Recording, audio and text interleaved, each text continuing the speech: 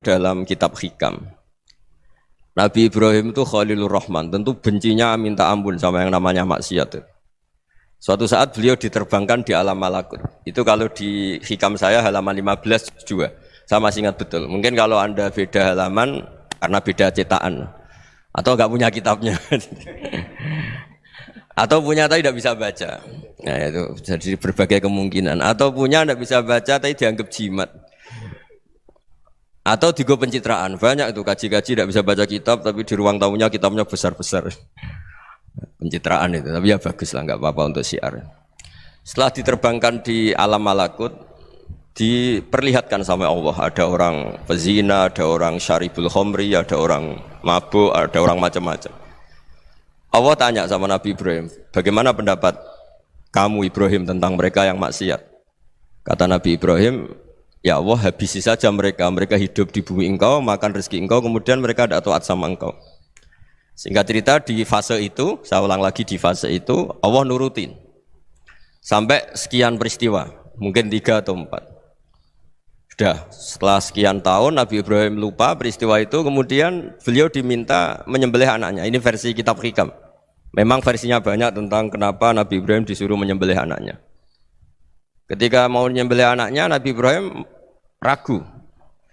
Huwa samratu fuadi. Anak saya ini buah hati saya, kenapa engkau suruh menyembelih?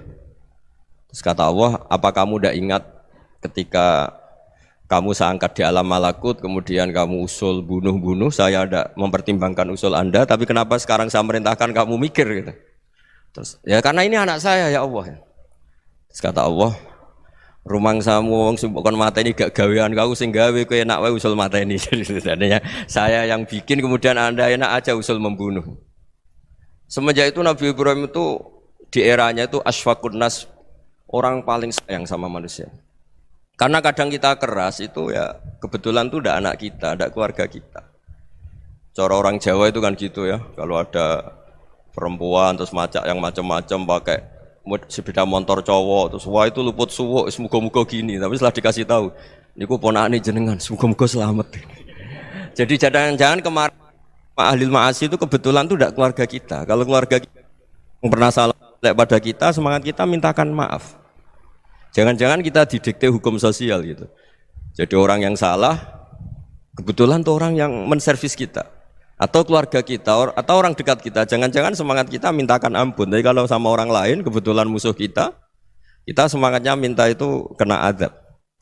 Nah ini yang nggak boleh dalam Islam. Islam mengajarkan niru Rasulullah SAW, Nabi itu rahmatal lil alamin.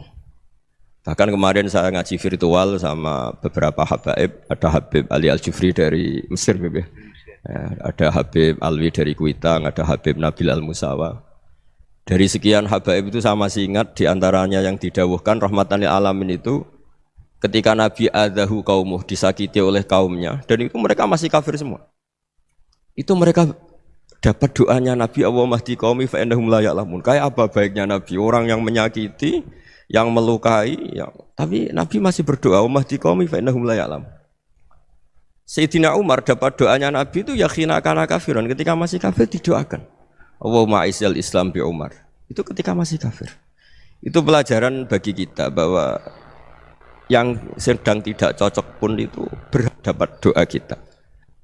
Ya doa supaya kondisi kita baik, hari tambah baik. Karena agama ini saya berkali-kali bilang limangka nayarjuwa wal yaumal akhir. Agama ini diperuntukkan bagi yang selalu punya harapan pada Allah Subhanahu wa taala.